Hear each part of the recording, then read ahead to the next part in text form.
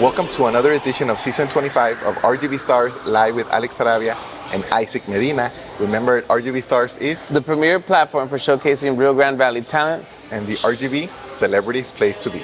Celebrities and content creators like Ismael Martinez. Thank you so much, Ismael, for being here. Thank you for having me. Super excited to have you. Yes. I remember seeing it a while back on YouTube, and I was like, I want to be on the show. And now you made it. You're made it, yeah. RGV star, and you're here. And today, our viewers will get to know more about you, your background, achievements, obstacles, future goals, and anything else that you want to share. Sounds good? Let's go. Awesome. Yeah, so Ismael, we're super excited to have you here.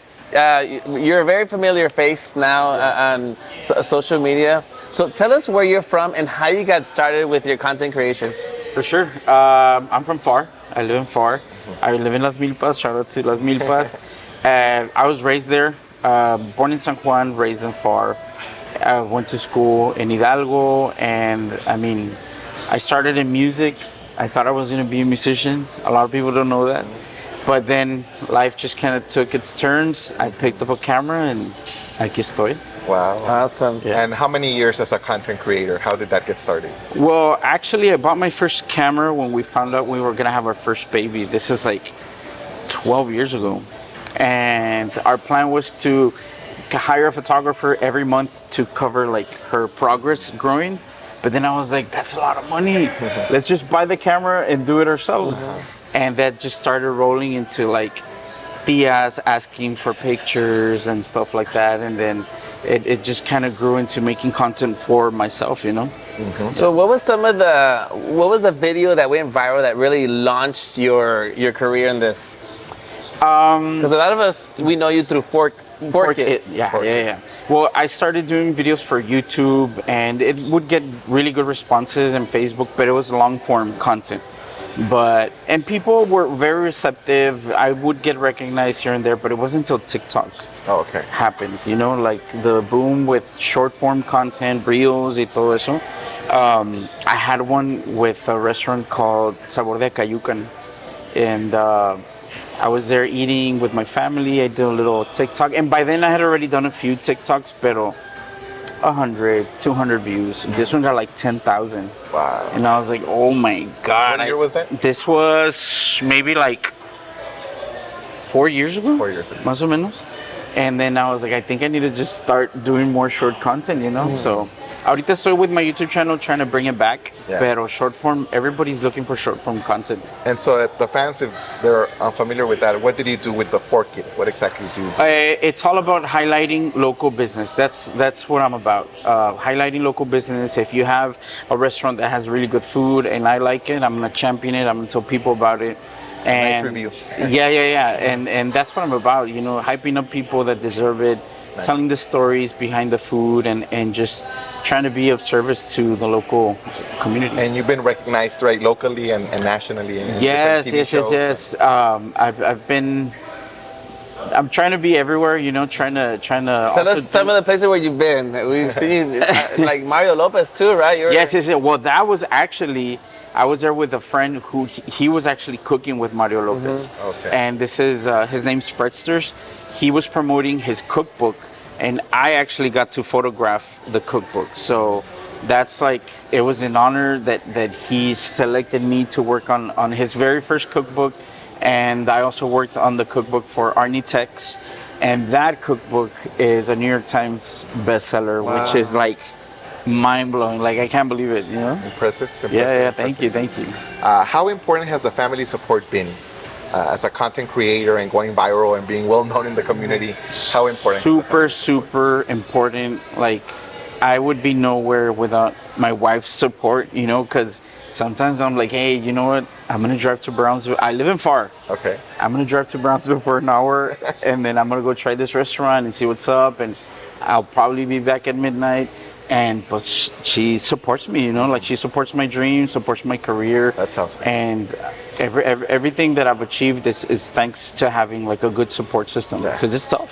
Because sometimes it's like a lot of the stuff you have to sponsor yourself, right? Like the food and not always. I've been fortunate enough to work on partnerships with different businesses, big ones like HEB.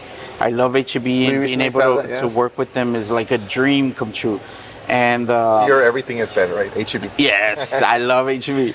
But yeah, I mean, I still have to keep this going. And if I don't have content for the week, pues I have to go out and try some new food. I'm usually trying 2 to 3 different restaurants a week.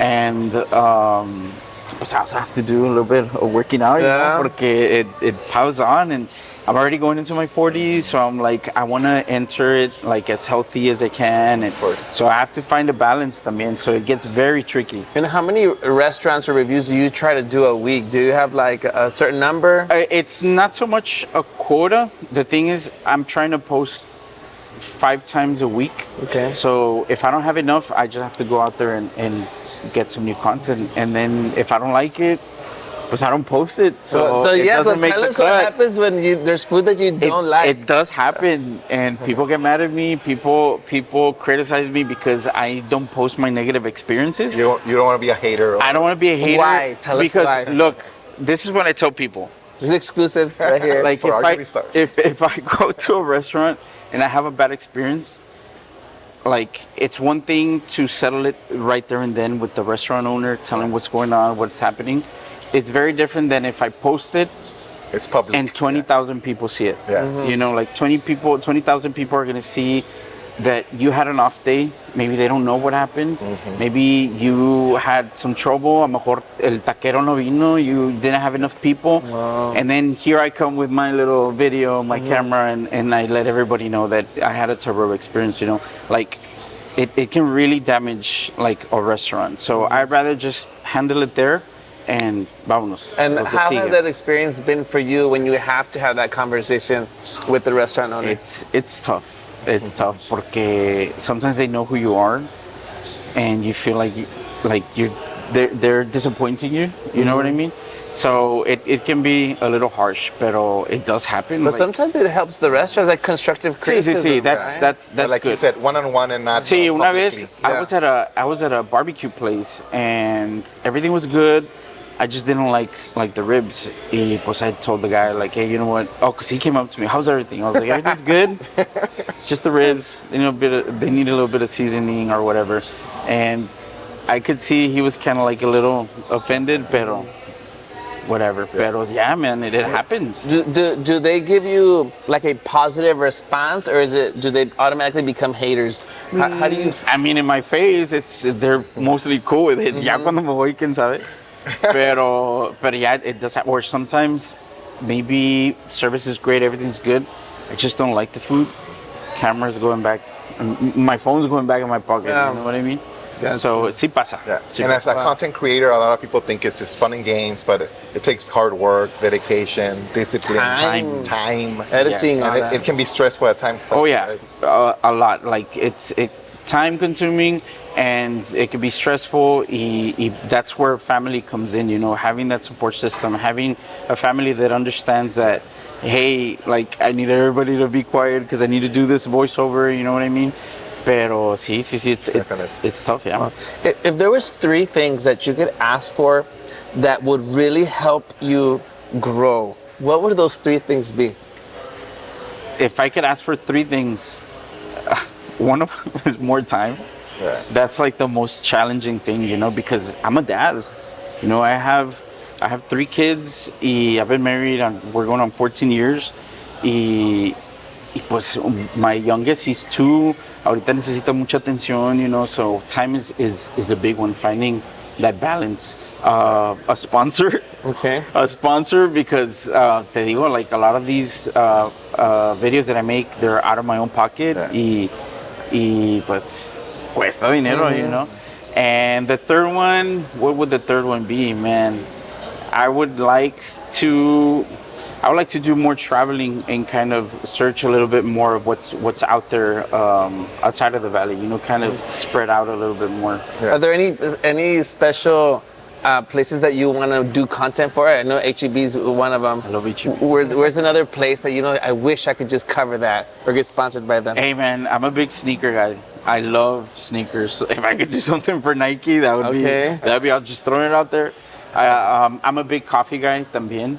So like a big coffee guy. Like I think I'm more of a critic when it comes to coffee than restaurants. So I mean coffee. Hey, that could be another a coffee bucket sponsor. Yeah. to hit for you. You know, aside from food, all the coffee shops. How many coffee shops are Ahorita popping up right now? Yeah, there's Everywhere. a bunch, yeah. Hey, There there, is you one. go. Yeah. Who are your role models? People you admire, look up to, who inspire you? I would say my dad. My dad is probably like my biggest inspiration. I have great parents. You know, my dad was a great dad. Y ahorita ya que now I have a son, I'm like, okay, trying to take everything that I learned from him and usarlo ahora. Now that I'm raising a man, you know what I mean? So 100% my dad. Excellent. Awesome. And if you had to choose your biggest achievement and your biggest obstacle so far in your career, Biggest your life? achievement definitely would have to be the cookbooks that I've been able to work in, because it was never my plan. Like, I never set out to be a food photographer. It just kind of like happened. And not to say that I fell on my lap, because I've been working hard like forever, you know. But shooting a cookbook is so much work. It's so much work. My partner, shout out to Ivana, a lot of the pressure fell on her. But you're talking about like 8, sometimes 10-hour shoots. Y pues ya by then your mind, you lost it, Yeah. you know? Yeah. You're gone. So you gotta rely just on your skill. And I would say being able to be part of those cookbooks, definitely Excellent. a big Awesome. highlight.